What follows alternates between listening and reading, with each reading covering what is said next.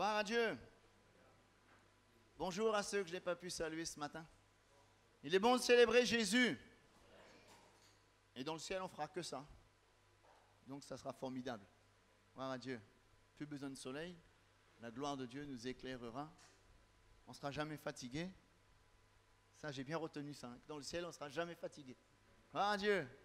Alors nous allons terminer cette série sur le retour de Jésus. C'est jamais fini. Ça sera fini quand Jésus reviendra. Mais on avait vu des points importants. Que le retour de Jésus, c'est une réalité. C'est une vérité. Je ne me rappelle plus exactement. Je crois que c'est 25% du Nouveau Testament parle du retour de Jésus. On avait vu que c'est une prophétie qui est née dans le cœur de Dieu. Et forcément, si une prophétie naît dans le cœur de Dieu, elle s'accomplira certainement.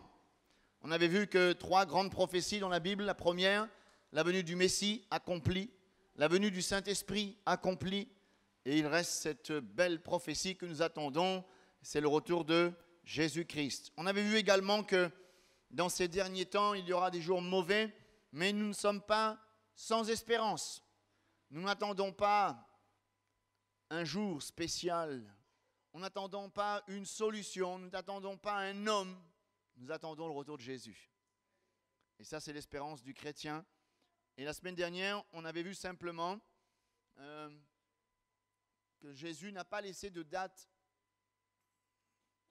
pour son retour. Mais il y a des signes qu'on appelle des signes précurseurs.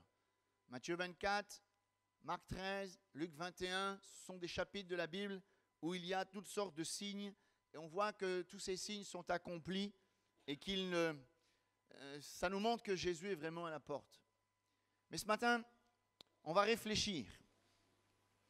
Quelle attitude avoir en tant que chrétien par rapport à tout ce que nous avons entendu ces 2 derniers dimanches, par rapport au retour imminent de Jésus-Christ, quelle devrait être notre attitude? Je pense que c'est important de prendre conscience que nous vivons les derniers temps, les derniers jours et même les dernières heures. Quelqu'un un jour a dit, à la pendule de Dieu, il est -5. Je pourrais même dire qu'il est -1 maintenant. Jésus revient bientôt. Que ça nous fait? Nous ferme la salle, nous reste là, nous attend, nous ne fait plus rien?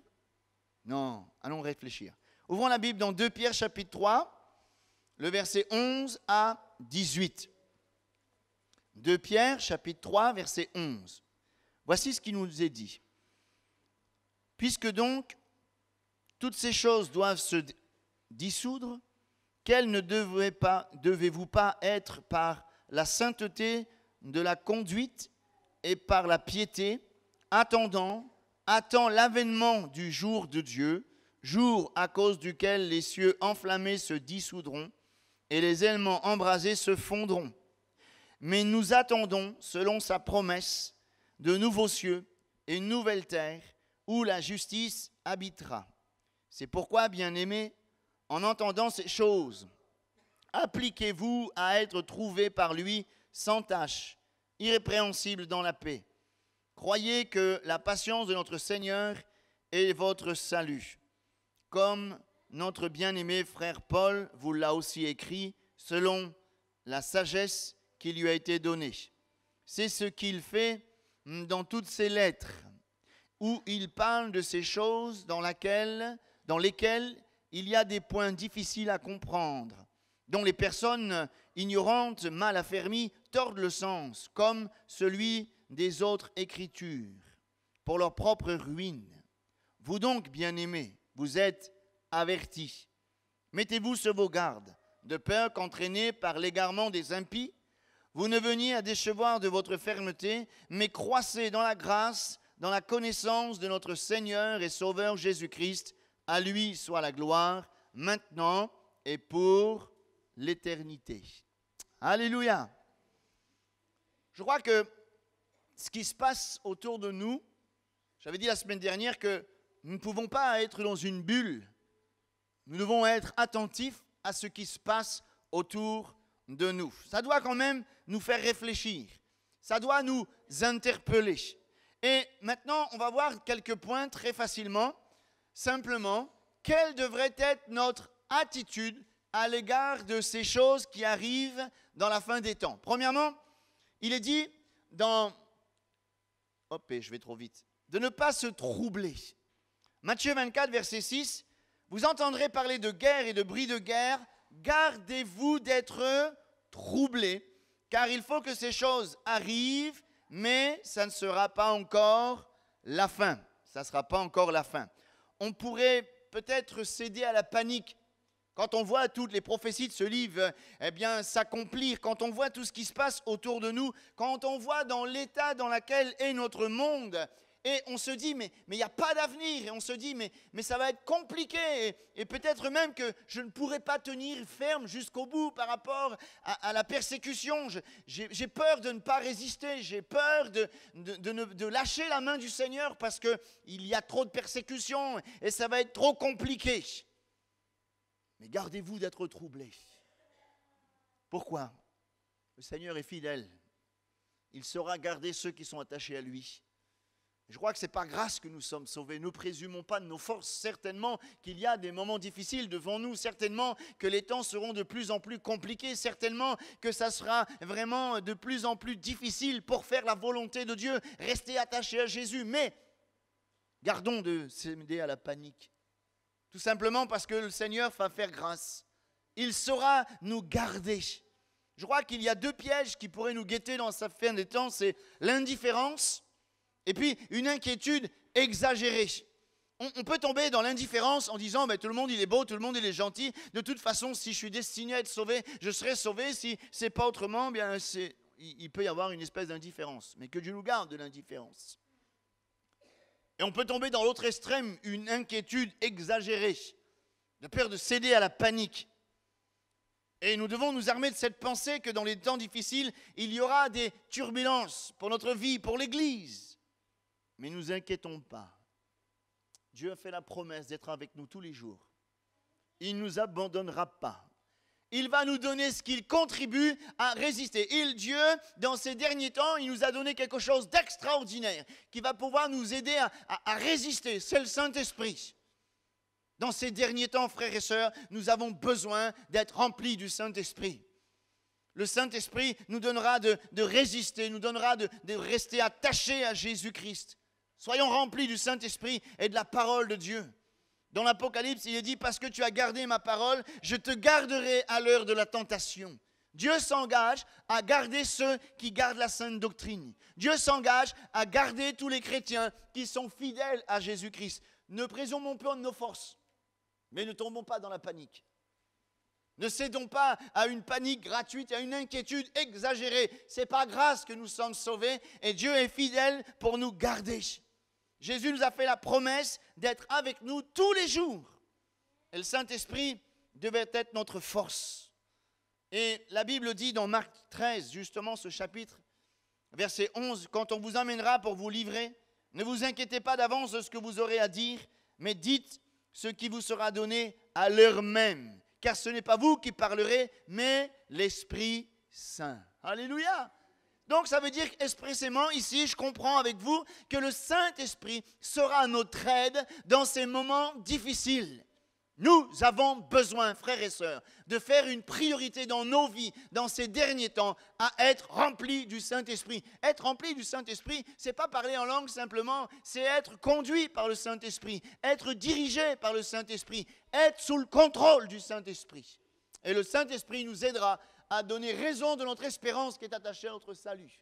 Le Saint-Esprit nous aidera à résister à toutes sortes de pressions, car le diable, il va mettre une pression sur les chrétiens pour qu'ils abandonnent la foi. Mais le Saint-Esprit et la parole de Dieu va nous garder. Alléluia!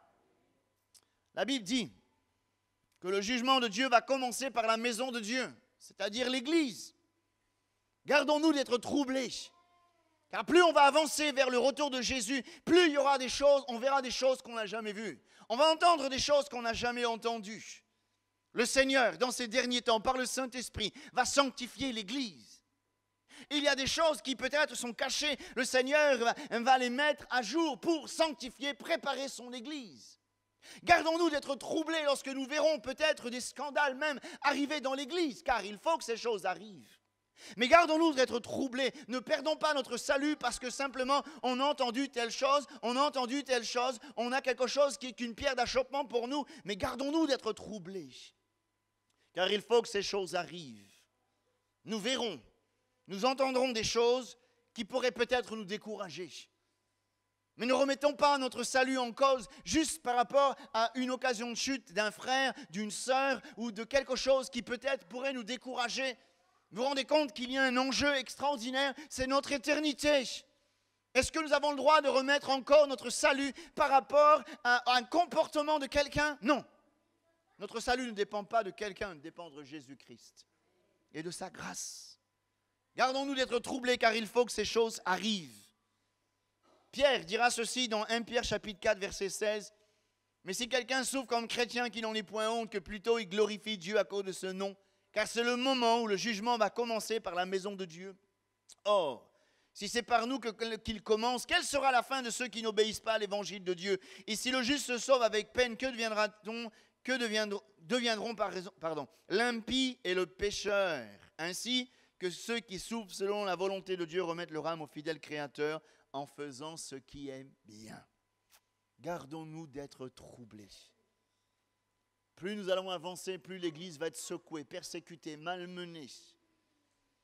Plus le Saint-Esprit va agir au milieu de l'Église. Dieu va sanctifier le peuple de Dieu. Mais restons tranquilles. Est-ce que ce matin, on veut réfléchir que ce qu'on a besoin, c'est d'être attaché à Jésus-Christ, plus qu'à un homme, plus qu'à un mouvement. Attachons-nous à Jésus-Christ, frères et sœurs. C'est comme un tapis. À un moment donné, le tapis, quand on le secoue, tout ce qui n'est pas attaché au tapis, ça vole. Nous devons rester attachés à Jésus-Christ.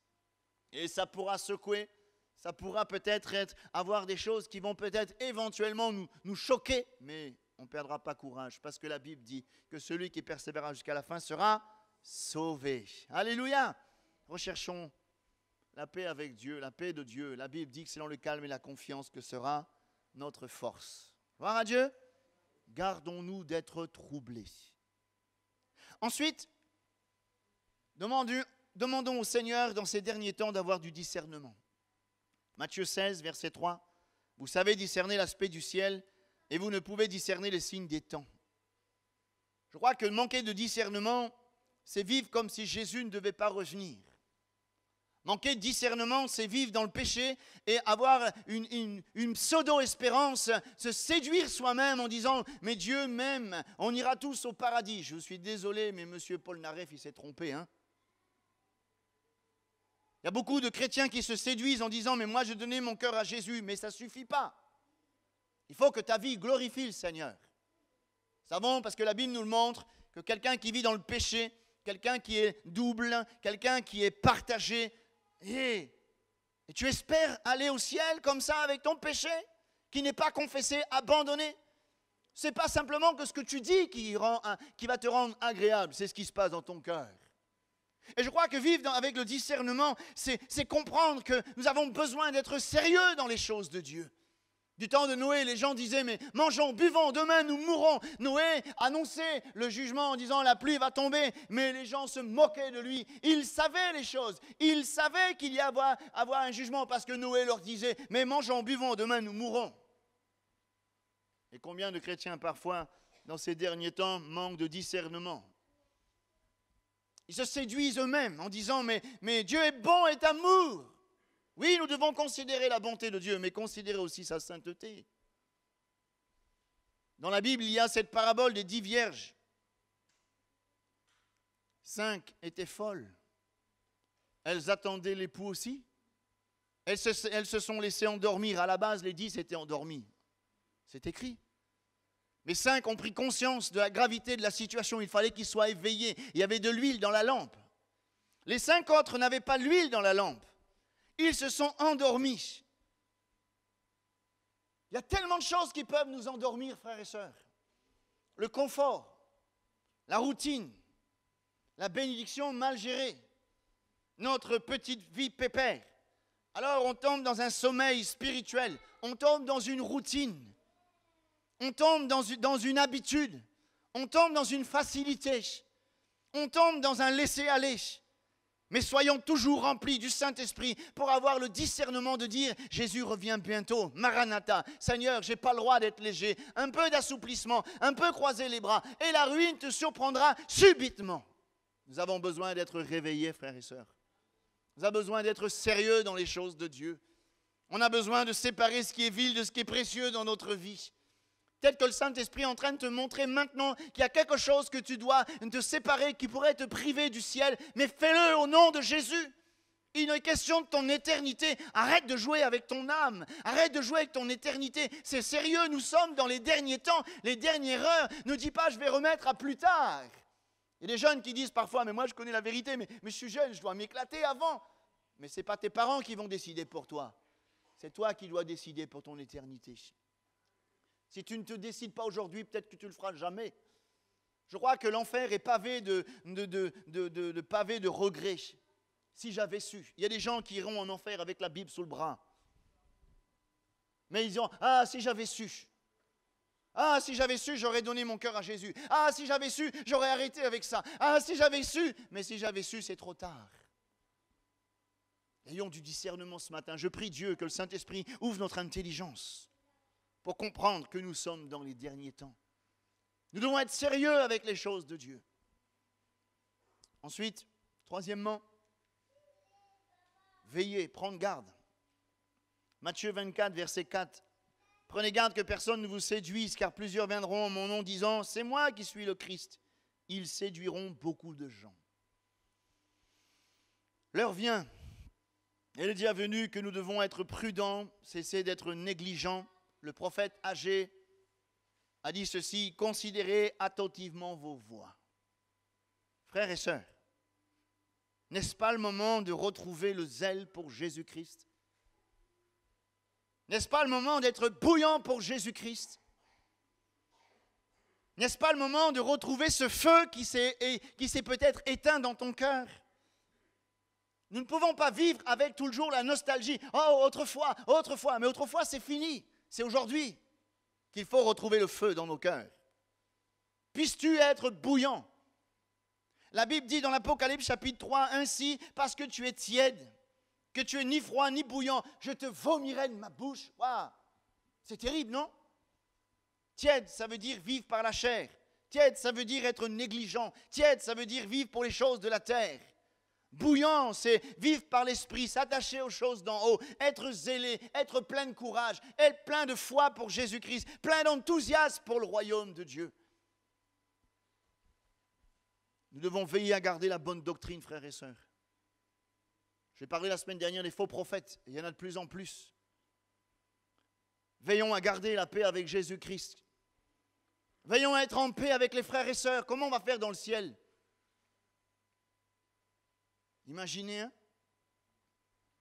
Deux frères ne parlent pas, et dans le ciel, ils se retrouvent à côté. Comment ils vont faire? Eh oui. Veillons à ne pas tomber dans une communion religieuse, de routine, d'habitude. Veillons à ne pas perdre la vision du royaume de Dieu. Veillons et prions.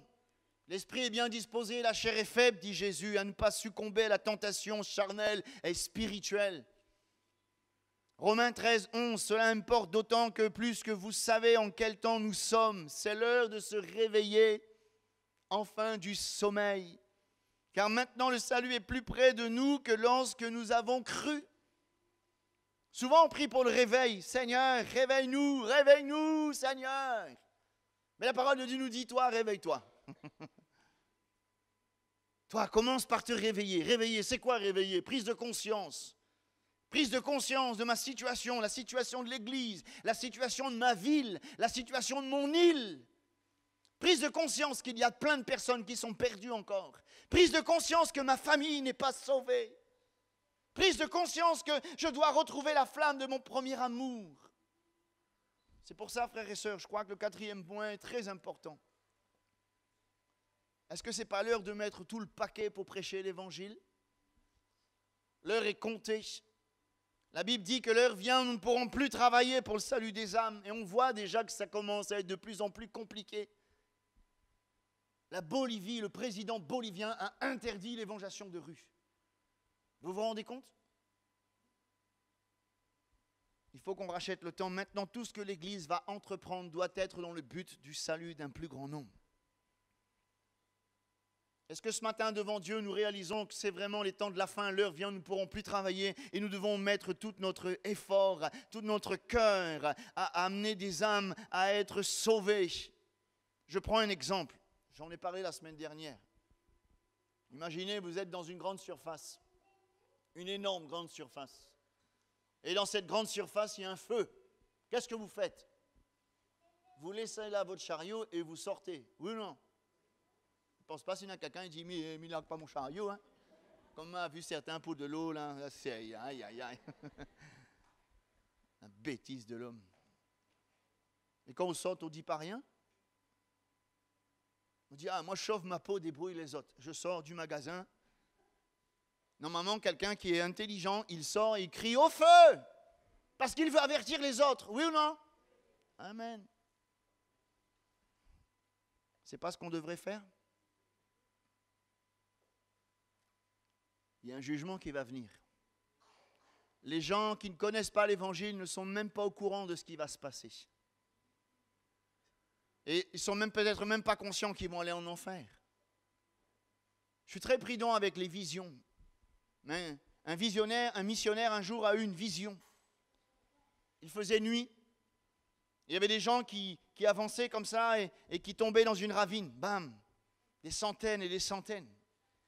Et il n'y avait que 2 ou 3 personnes qui essayaient de caler les gens. Et d'un seul coup, il a entendu des gens en dessous d'un arbre en train de chanter, en train de louer, en train de dire « Seigneur, merci, nous sommes sauvés, c'est formidable ». Pendant ce temps-là, des centaines et des centaines d'âmes tombaient dans un gouffre parce qu'ils avaient perdu la vision de l'évangélisation.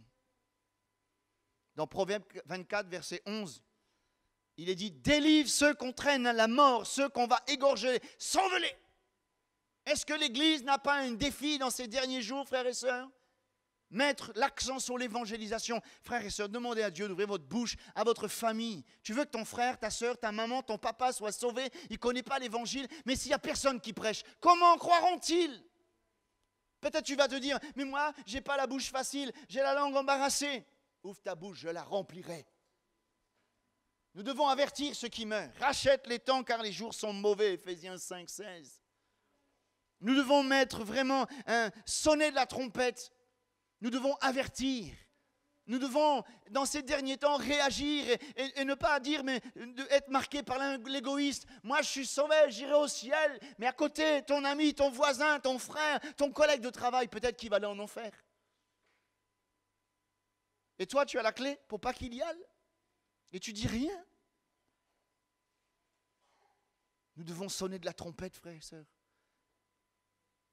Si tu n'avertis pas le méchant qu'il meurt, je te réclamerai son sang. Dans Ézéchiel. Mais si tu l'as averti après, tu es dégagé. C'est sa responsabilité. Mais nous devons prêcher l'évangile. Ne retenons pas la vérité captive. Ne retenons pas cette vérité d'une manière égoïste que pour nous. Il faut l'annoncer. Ne plus avoir honte de l'évangile. Jésus a dit que si quelqu'un a honte de moi, j'aurai honte de lui dans le ciel. Que Dieu nous aide à ne plus avoir honte de prêcher Jésus. De prêcher le salut. Que Dieu nous aide à relever le défi. Une église qui évangélise plus, c'est une église qui va mourir. Et nous devons relever le défi dans ce travail. Il y a tellement de personnes qui meurent. Cinquièmement, combien c'est important. 2 Pierre chapitre 3, nous l'avons lu. Appliquez-vous à être trouvés par lui sans tache, irrépréhensible dans la paix. Frères et sœurs, quand on réalise le temps dans lequel nous sommes, est-ce que ce n'est pas le temps pour nous de sortir de cette génération perverse et corrompue? Quel rapport y a-t-il entre le temple de Dieu et le temple de Bélial, entre la lumière et les ténèbres? Église, n'oublie pas ton rôle. N'oublie pas ta vocation, Église, Ecclésia, appelée hors d'eux, hors du monde, hors du péché, hors des ténèbres. C'est le moment de séparer ce qui est vil de ce qui est précieux. Nous devons nous marcher dans la sainteté de Dieu. Il est dit dans l'Apocalypse 22, 11, que celui qui est injuste soit encore injuste, que celui qui se souille encore. Que le juste pratique encore la justice, que celui qui est saint se sanctifie encore. Voici, je viens bientôt, ma rétribution est avec moi, pour rendre à chacun selon ce qui est son œuvre. Que celui qui se souille encore.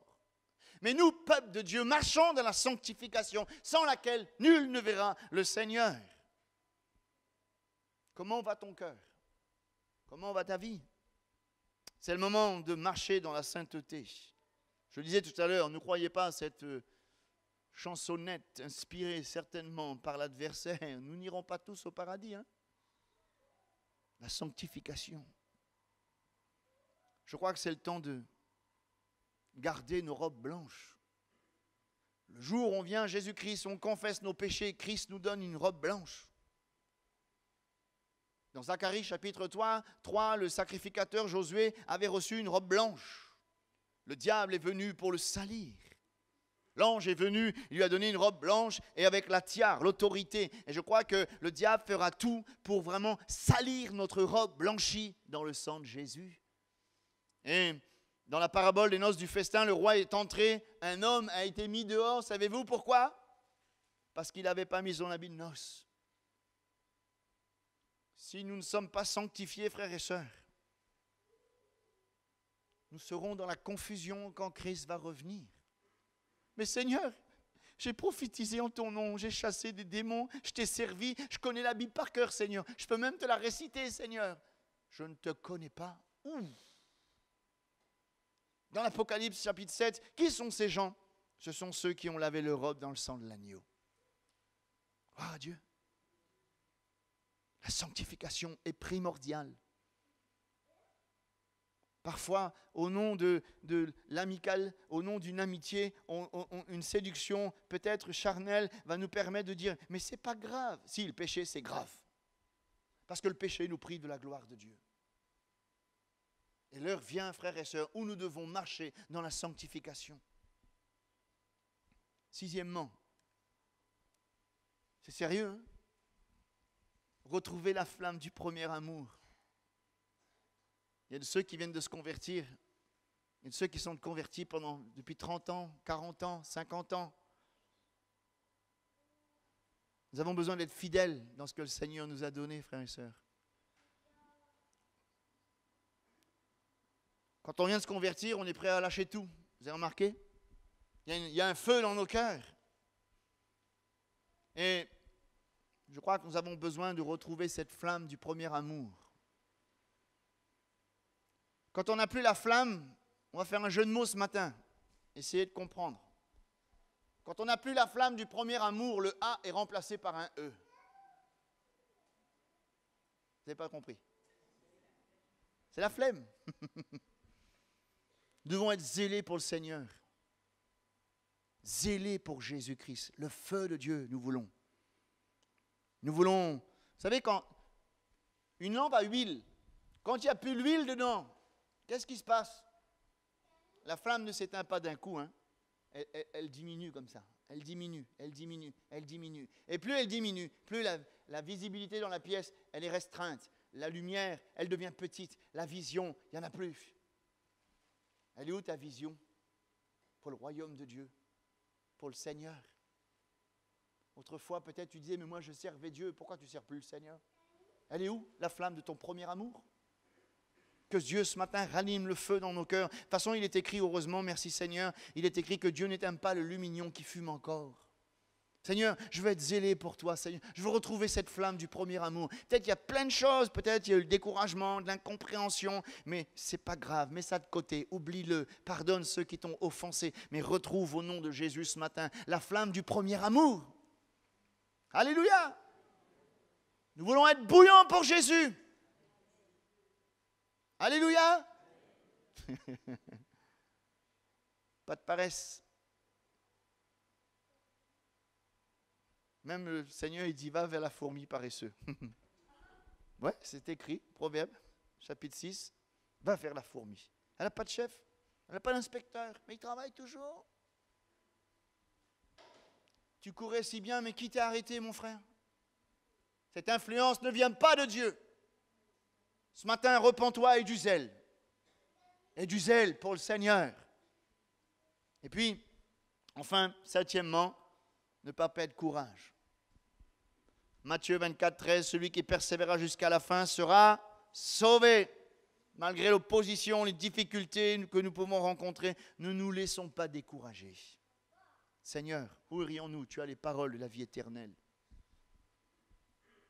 C'est triste, hein? Moi j'ai connu des gens qui ne venaient plus à l'église juste parce que quelqu'un ne leur a pas dit bonjour. Oh là là! C'est triste, non? Perdre le salut parce que quelqu'un ne leur a pas dit bonjour? Oh ben, c'était pas très profond non plus, hein? Non? Seigneur, il n'y a personne qui peut nous séparer de toi. Mais Seigneur, si on se retire, vous êtes conscient que si on se retire pour se perdre? Pour un bonjour, un oui, une incompréhension, on remet tout en cause. Mais je m'en vais, mais viens plus. Mais tu te punis toi-même, tu perds ton âme. La Bible dit que celui qui se retire pour se perdre. Peu importe ce que nous endurons, restons fidèles. Fidèles, attachés à lui. Si notre vie elle est en Christ, quand il paraîtra, nous paraîtrons aussi avec lui. Amen. Croire à Dieu? Alors, ça c'est la réaction des chrétiens. Maintenant, permettez-moi de voir avec vous, simplement, répondre quelques questions sur le retour de Jésus. Où se fera cette rencontre? Quand Jésus va revenir, comment ça va se passer? Ah, ça va être génial, hein, pour ceux qui sont sauvés. La Bible dit dans 1 Thessaloniciens chapitre 4 verset 17. Ensuite, nous les vivants, qui serons restés, nous serons tous ensemble enlevés avec eux sur les nuées à la rencontre du Seigneur dans les airs. Ainsi, nous serons toujours avec le Seigneur. Pourquoi dans les nuées? Quand Jésus va revenir, il va attirer les chrétiens vers lui. Mais nous serons attirés vers lui. Pourquoi? Un jour, on raconte l'histoire de quelqu'un qui marchait dans la rue et dit « Bonjour, c'est moi Jésus ».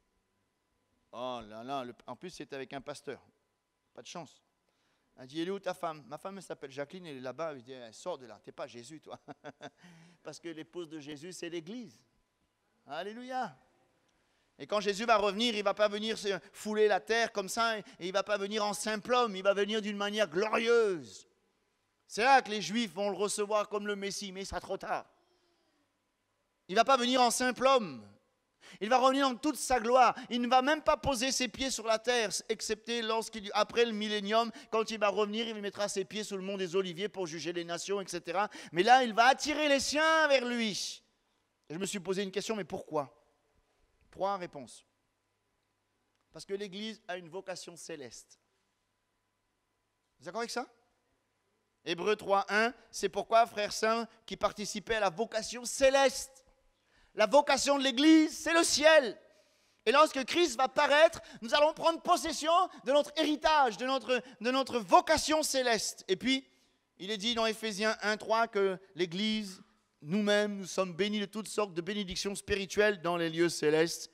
Et dans 1 Pierre, chapitre 1, versets 3 et 4, il est question d'un héritage qui ne peut se corrompre, ni se souiller, ni se flétrir, qui nous est réservé dans les cieux. Quand Christ va paraître, on aura gagné la course. Là, on est dans la course. Mais quand Christ va paraître, il va nous attirer et on va prendre possession de notre héritage. Notre héritage, il n'est pas sur la terre. Toutes ces choses, il faudra les laisser.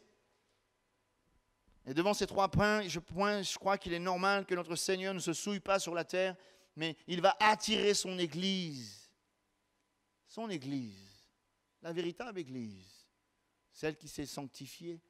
C'est comme un aimant. Pourquoi l'aimant attire le fer? Vous avez déjà posé la question? Pourquoi l'aimant attire le fer et pas le plastique? Pourquoi l'aimant n'attire pas le bois? Parce que l'aimant et le fer sont de la même nature. Imaginez qu'il y a une casse automobile. Il y en a des casses à grand bois? Non? À Saint-Louis, il y a une casse, n'a rien que l'auto cassée. Bref. Et il y a des morceaux de fer qui sont sous la terre. Et puis il y a ceux qui sont au-dessus. Imaginez qu'un puissant électroaimant passe dessus. Tout ce qui est fer en dessous et dessus sont attirés. Et le plastique, le bois, il reste à terre. Hein? Quand Christ va venir, tous ceux qui ont la même nature de Christ, en un instant, nous seront enlevés dans les nuées. Alléluia! Ça sera beau, hein? Gloire à Dieu. Mais est-ce qu'on prend conscience, deuxièmement, en combien de temps les croyants seront-ils enlevés? Ça, c'est intéressant. 1 Corinthiens 15, 52. En un instant, en un clin d'œil, la dernière trompette, la trompette sonnera, les morts en Christ ressusciteront et nous serons changés.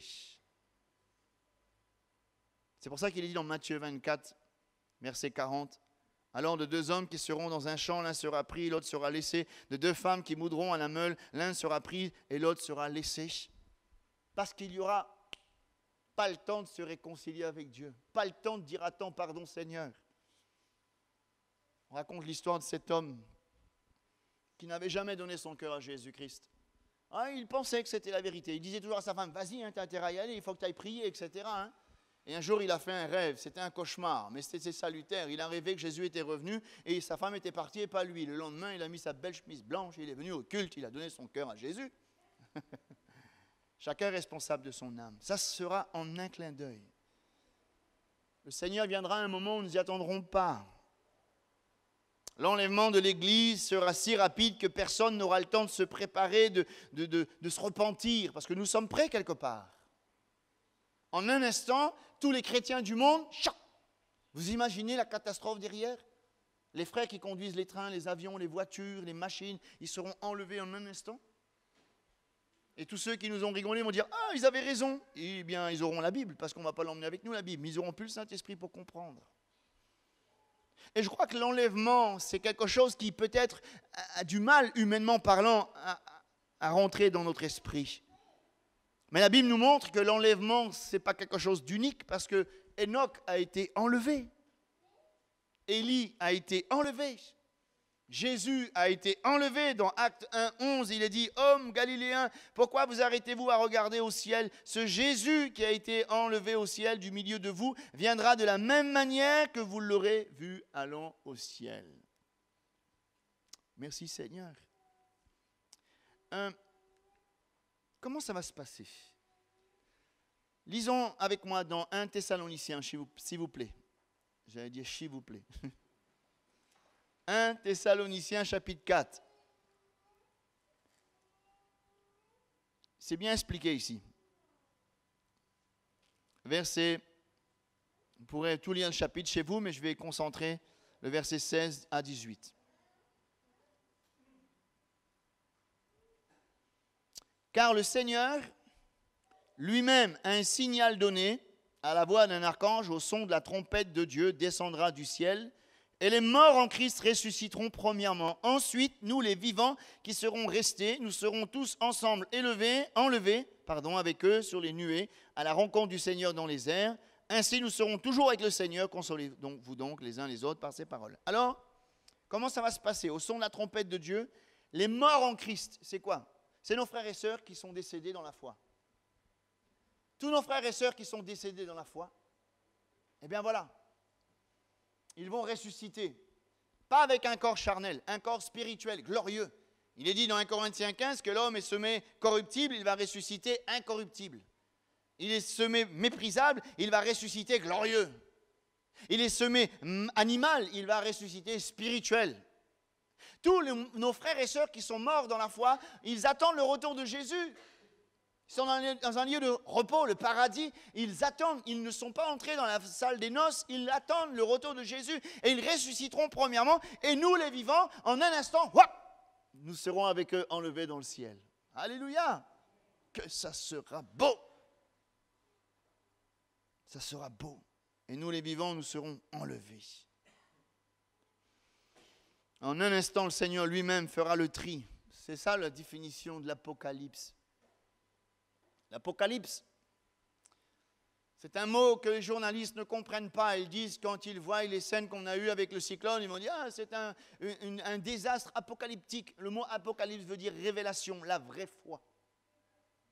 Je crois qu'il y a 3 mots, bon, c'est juste pour notre connaissance, 3 mots qui vont montrer l'avènement du Seigneur. Premièrement, le mot parousie.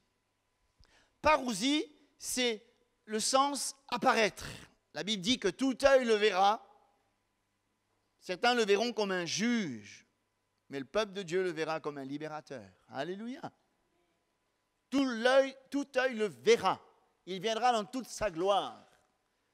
Certains le verront comme un libérateur. Les chrétiens, alléluia, paf, ils partent.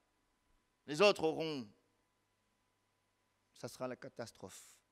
Il y a aussi le mot épiphanie. C'est pas les galettes, c'est pas ça. Épiphanie, c'est manifestation glorieuse et puissante. La Bible dit que toute langue confessera que Jésus-Christ est Seigneur. C'est toute la gloire de Dieu révélée. Et puis il y a le mot apocalypse. Le mot apocalypse veut dire révélation. Révélation du Christ ressuscité. Révélation de la vraie foi. Révélation de l'espérance cachée en nous. Révélation de ce qui se passe dans les cœurs. Révélation des choses cachées. Et tout sera mis à nu quand Christ paraîtra. Alléluia. Vous n'êtes pas d'accord? Gloire à Dieu. Allez, je termine. Avant qu'on puisse prier, puis je vais passer un petit film avant de prier. Ça va durer 2 minutes. C'est ce qui va se passer quand Jésus va revenir. 2 Pierre, chapitre 1, verset 10. Je lis pour vous. C'est pourquoi, frères, appliquez-vous d'autant plus à affermir votre vocation et votre élection, car en faisant cela, vous ne broncherez jamais. C'est en effet que l'entrée dans le royaume éternel de notre Seigneur et Sauveur Jésus-Christ vous sera pleinement accordée. Voilà pourquoi je prendrai soin de vous rappeler ces choses, bien que vous le sachiez et que vous soyez affermis dans la vérité présente.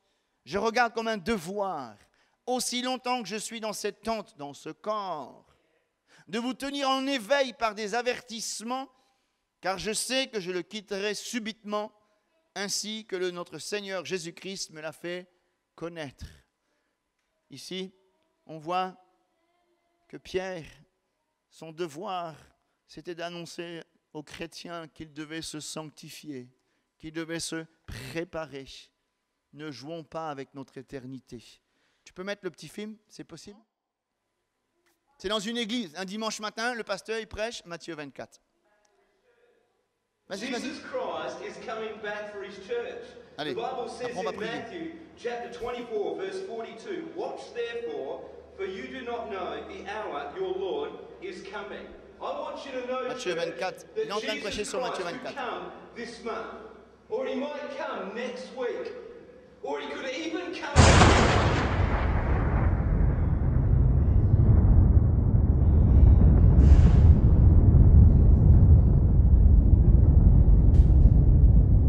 Et voilà des gens qui sont à l'église et qui ne sont pas prêts.